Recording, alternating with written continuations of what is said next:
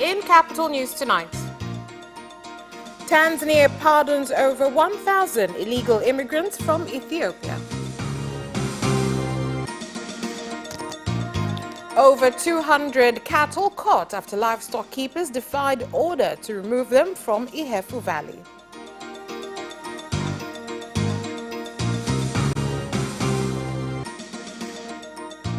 And in sports, Yanga is not in a hurry to sign a new coach.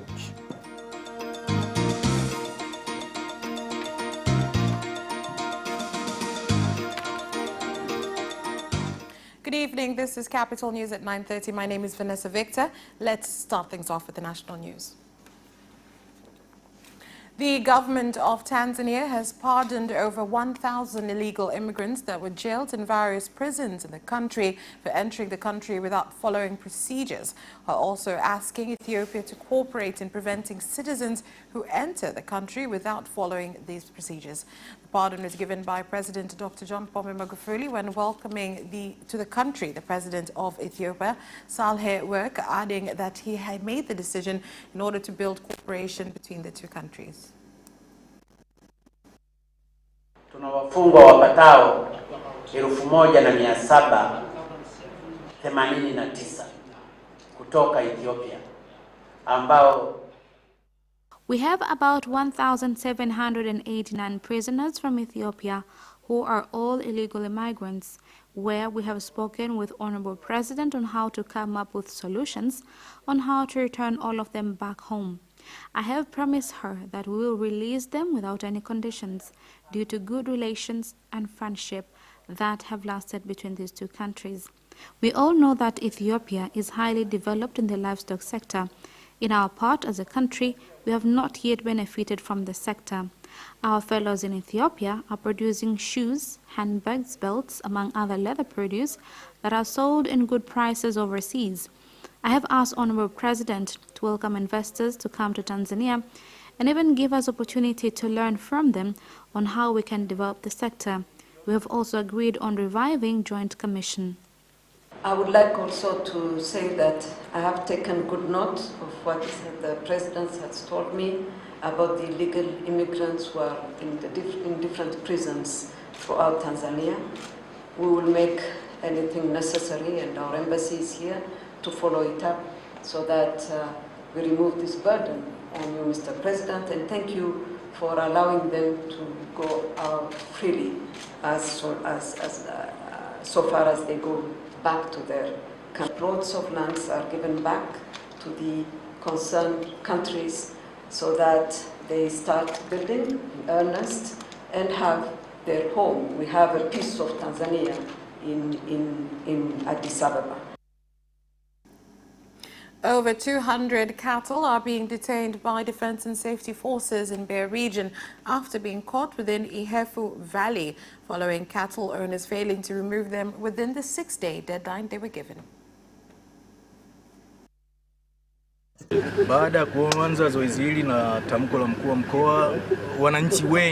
Residents adhered to the statement that was given by the regional commissioner after we have managed to seize 3 groups of almost 200 cattle. The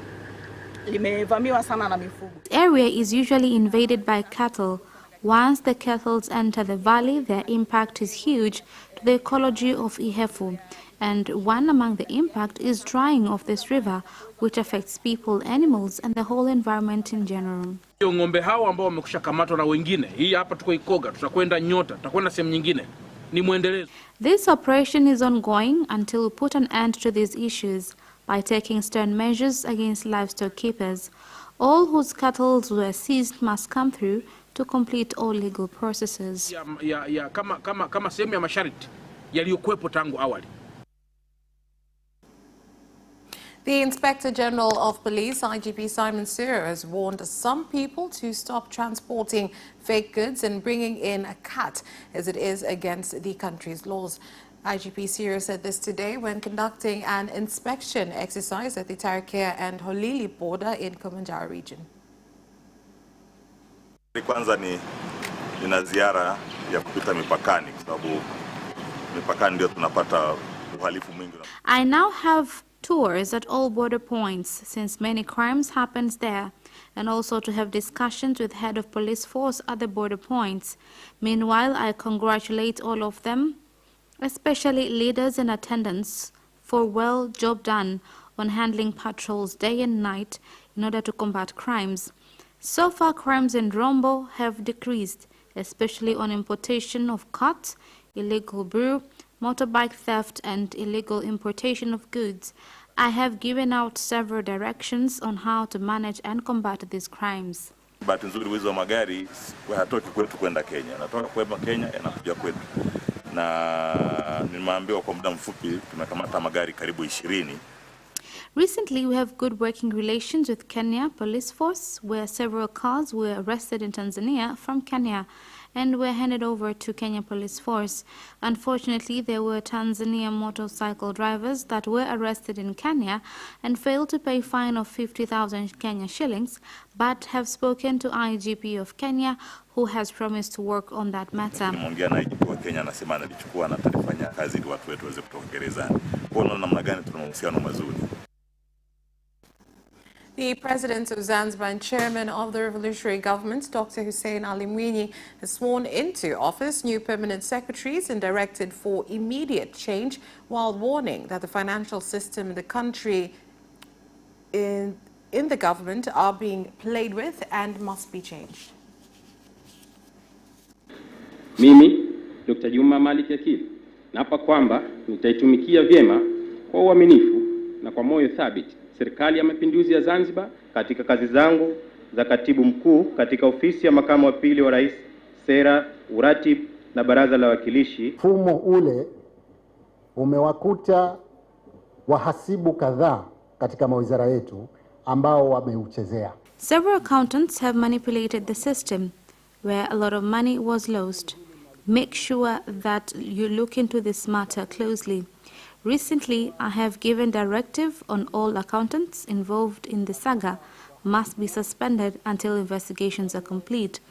This is not an easy task because we are talking about over 80 personnel, and unfortunately all these people were still government employees. I urge the Ministry of Finance to immediately change the system. Uchumi wa bahari sasa hivi ni tunasema kwamba ni interlinkage ya chumi zote, sekta zote. Ocean economy is currently interlinkage of all economies in all sectors. It is coming to connect all economy powerhouses, including fisheries, minerals, oil and gas, tourism, and ocean trade. What is important is how all of these economic sectors in the Isles will be connected. Kwa hiyo ninapokwenda katika wizara hii inayoshughulikia masuala ya afya, wazee, jinsia na watoto, I'm looking forward to expand knowledge. I thank the government of Zanzibar and Honorable President for appointing me. I'm ready to fight for the right of the disabled, women, children and the elderly. Najua alikuwa na wasiwasi mwingi, lakini ni mambo ambayo ukiangalia watoto, wanawake, jinsia, lakini pia masuala ya afya, watu wenye ulemavu pia yanatugusa. Kwa hiyo yasiwe na wasiwasi. Despite commendations to improvements in running of courts, some people have said that there are still challenges in cases taking too long, something that costs them a lot of money. Kwa muda ambao nimekaa mahakamani, kesi za ndoa zinachukua muda mrefu sana haziishi, na hata kama zina ushahidi. Most of times that I have been in court, I have witnessed that marriage cases are taking longer time before they are finished. My call to all involved organs in solving such cases should serve justice on time. What causes cases to take long time is sometimes a scenario of cases, but the court has already put in place systems that allows cases to be heard quickly and dealt with effectively and efficiently. Sheria inaelekeza kuna muda maalum. Kwa sasa inabidi umoje tena zaidi ili utoe ushauri zaidi. There are different ways of seeking justice, something that many people are not aware of, including court rulings. We have the responsibility of educating people on so many things, including legal language, help them collect their evidences to win cases, since many women fail to get their rights due to lack of proof. Kuomba mapitio, kuomba wanasema review mahakama yenyewe anaandika anaomba kwamba. Citizens and legal stakeholders in Kigoma have said that 2 years of having court services in Kigoma zone have helped in delivering justice on time and reduced complaints, as well as costs to travel to Tabora region in search of the service. Uwepo wa mahakama kuu kanda ya Kigoma. Having High Court in Kigoma zone has highly supported simplification of serving justice. Previously, residents of Kigoma used to travel to Tabora to seek justice. In this week, every day at the tent, we shall have 3 lawyers who will be giving free legal services. I urge residents to grab the opportunity. People will be informed on several amendments and improvements done on court, show them effectiveness of our courts in recent years.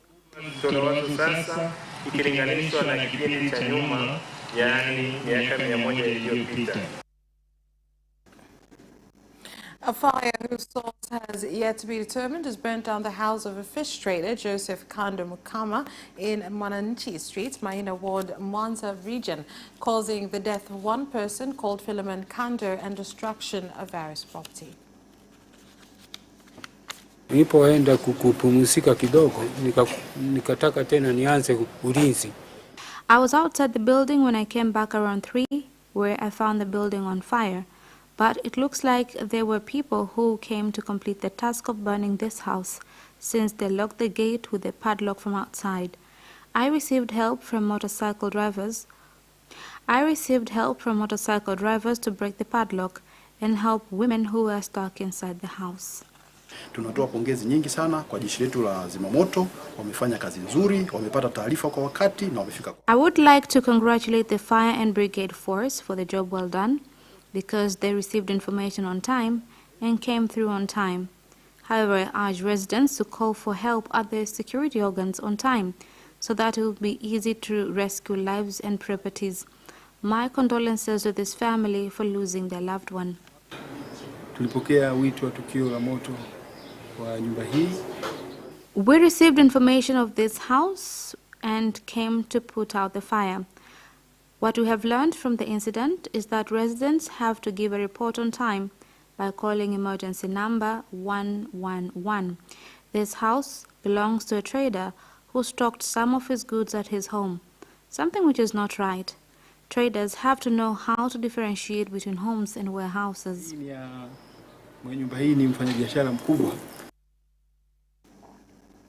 The British High Commissioner to Tanzania, David Kankar, has pledged to continue to cooperate with the government of Tanzania to improve infrastructure for vegetable and fruit businesses, with the aim of helping farmers of the crops get their products in all markets anywhere in the world.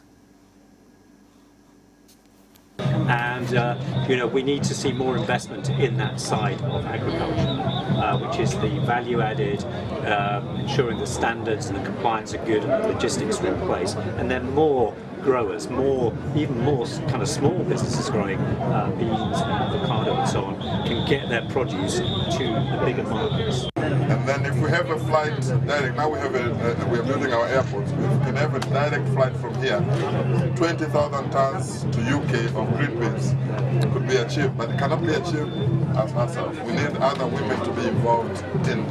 So I'm also inviting other women to start thinking of that, but also we need a little bit of community support to these women. Even the Vice President came to visit, but also they connected us with the investors. Last year we managed to get a grant from the Netherlands government. Unfortunately, we have not been able to implement it because of COVID, and now we are not sure if it will still move on, but it was a 2.6 million euros grant to support smallholder farmers. But Sagot has been like our father. Actually, just for them to speak nicely of what we are doing has brought many partners to our organization. And that's all for national.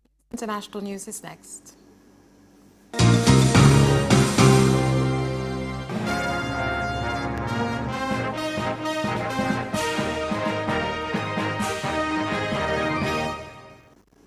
In international news,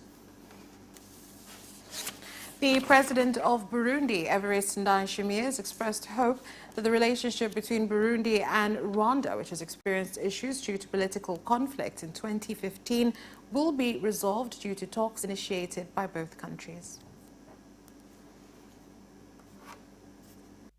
The situation is still bad in neighboring countries. However, we have both realized what is our difference. Once they will manage to curb the situation, then it shall be the end. As Rwanda, we share a lot in common, including our languages, traditions. It is not wise for us to fight every now and then, because they are our brothers and sisters. I believe that soon enough, Burundi and Rwanda will love one another, because our leaders and several institutions are having dialogues in finding lasting solutions. As Kenya continues to fight Al-Shabaab terrorist group, the efforts have been given a boost after the United Kingdom signed an agreement to strengthen the fight against terrorism in the zone. We've just signed this morning a security compact which outlines a broad range of areas of collaboration between Kenya and the UK. We work together very closely in tackling some of our regional challenges. And now, this year, we are jointly members of the UN Security Council. We have also discussed our areas of priority and how we are going to work together to deal with peace building in the region, counter-terrorism, and ensuring that we all help each other strengthen ourselves and our resilience in the face of climate change. Kenya is the standard bearer in this region for shared values that the United Kingdom and Kenya share, the rule of law, democracy and security. And being that standard bearer, it's important that our friends and allies support you in the task ahead. It's important that when we face the common threat of Al-Shabaab, that we work together to defeat that, both here in Kenya, but also in the United Kingdom and through the international community, and indeed through the UN in Somalia. That's where we leave off with international news. We'll be back with business news after this break.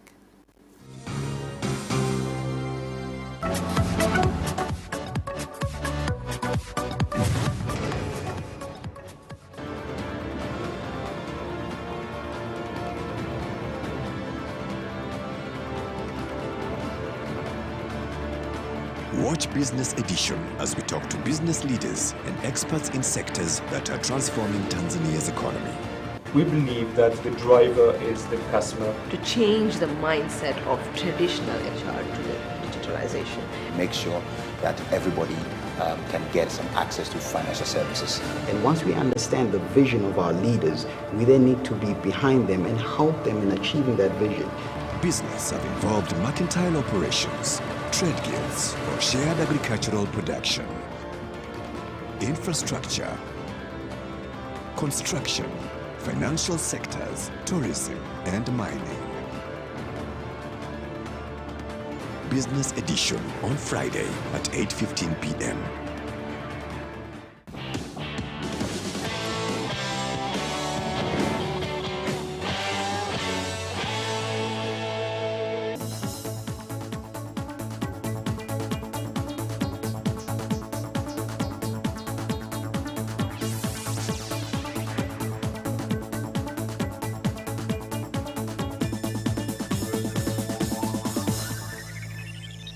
Back and now in business news.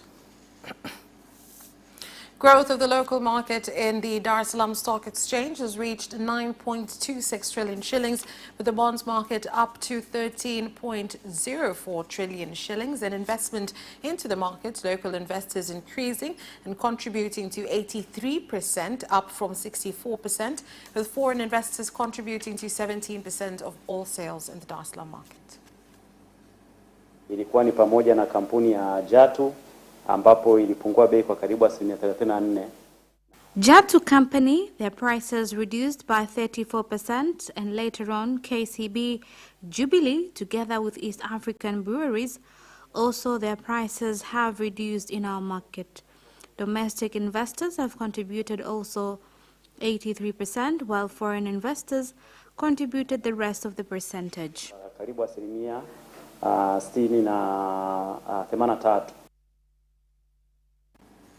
The Minister of Agriculture, Professor Adolf Mkenda, has directed the Tobacco Board in the country to review the purchase contract for tobacco so that farmers can benefit from a well-priced crop. Makampuni yananunua tumbaku ile yenye mkataba, alafu ile ambayo haina mkataba wakinunua wananunua kwa bei ndogo. Companies have been purchasing tobacco in good prices from people whom they have contract with, but from those whom they do not have contract, they purchase the crop at lower prices and sold again to Zambia at higher prices. We have spoken with the board to help us identify what solidifies such business. Kushifti share ya Tanzania kupeleka kwenye nchi zingine ambazo wao wana interest. If we continue allowing foreign companies to manipulate the sector while our people have no capacity of handling the sector, it gets challenging. Unfortunately, tobacco cannot be stored because its business is irregular at the global market. Alafu huwezi kustore tumbaku. Biashara ya tumbaku iko very regulated duniani, na unavostore zaidi ndivyo wadudu wanavyoishambulia. The Prevention and Combating of Corruption Bureau in Manyara regions warned some untrustworthy entrepreneurs that have been smuggling tanzanite minerals out of the country instead of taking them to local markets.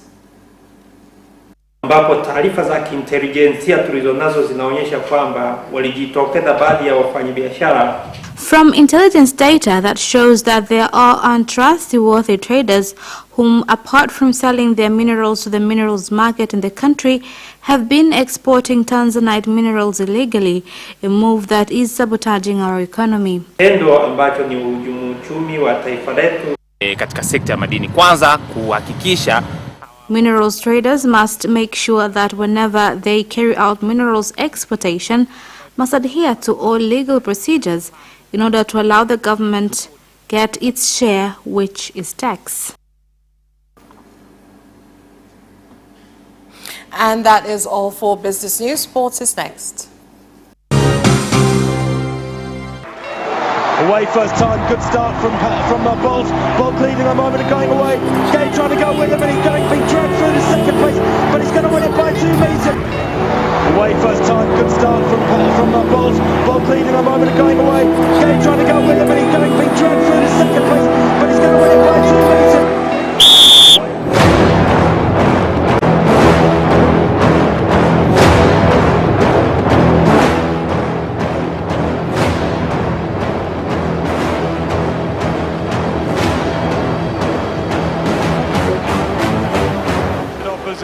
Joaquinho, he did lose and then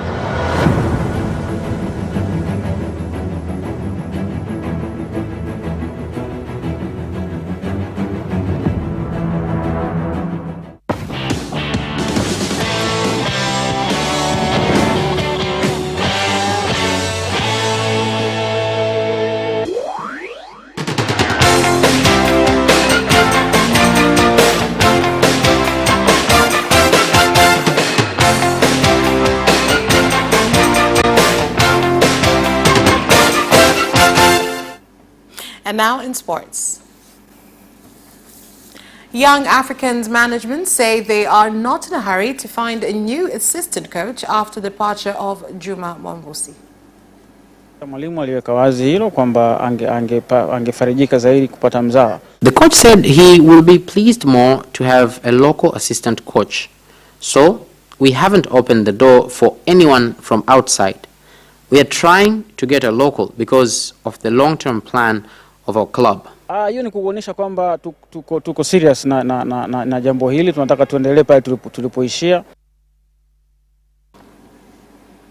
The Tanzania Football Federation has confirmed defender Erasto Nyoni has been allowed to return home from the African Nations Championship squad in Cameroon. Here's more. The Simba Sports Club player has not played any part during the competition, where the Taifa Stars were drawn in Group T alongside Guinea, Zambia and Namibia. The defender, alongside Simba striker John Boko, travelled with the team to Cameroon with injuries, with the team's medical team hoping they will be fit to play in the competition. However, in the opening 2 matches, which Tanzania played against Zambia, losing 2-0, and against Namibia, which they won 1-0, Nyoni and Boko did not make the starting 11 nor the reserve bench. Roman Abramovich says that Frank Lampard's status as Chelsea icon remains undiminished despite his dismissal, and has thanked him for his work at Stamford Bridge over the last 2 years. Lampard's 18-month reign in the Chelsea hot seat came to an end when he was sacked by the club this morning. The 42-year-old guided the Blues to a fourth-place finish last season, despite being hampered by a transfer ban, but was unable to build on that platform in the first half of 2020-21 campaign. Summer signings such as Timo Werner and Kai Havertz have struggled to adapt to their new surroundings, with Lampard ultimately unable to find the optimal system to bring the best out of talent of pool costing over £200 million. Mesut Ozil is set to earn €3 million a year at Fenerbahce after being paid an annual salary of €16 million at Arsenal. Ozil signed a 3.5-year contract with Fenerbahce on Sunday after being released from his deal at Emirates Stadium 6 months early. The ex-Germany international had been on Arsenal's books since 2013, scoring 44 goals in 254 appearances, while getting his hands on 3 FA Cups, but had not played for the club since March last year. Mikel Arteta exiled the 32-year-old, who was pocketing £350,000 per week in North London, following the Gunners' return to action post-lockdown, and he was left out of the Spaniards' Premier League and Europa League squads at the start of the new season. And Arsenal have won the race to sign the Real Madrid midfielder Martin Odegaard on loan, beating off competition from Real Sociedad and Ajax to secure the services of the 22-year-old attacking midfielder. The two clubs have agreed the deal, with Arsenal paying the player's salary until the end of the season. Odegaard will have a medical before completing the move, and the Arsenal manager, Mikel Arteta, hopes to have him available for the game against Manchester United on Saturday. Odegaard had an outstanding season on loan at Real Sociedad in 2019-2020, but was recalled early by Real Madrid, only to be used sparingly by Zinedine Zidane this campaign. He will now have a chance to get this season back on track, and will be an excellent addition for Arsenal. And that sports item ends our news bulletin. On behalf of everyone who worked to bring you this bulletin, my name is Vanessa Victor. Thank you for watching. Have a good night.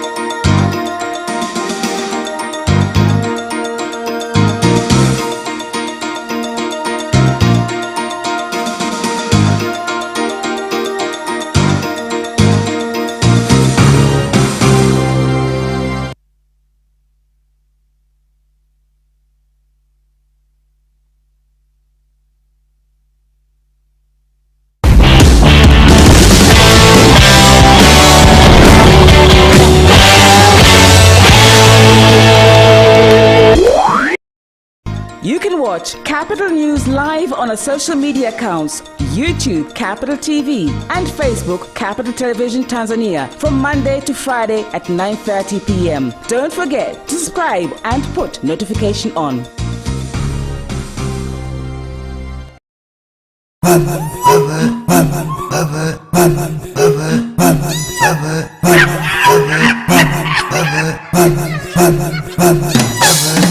Welcome our visitor.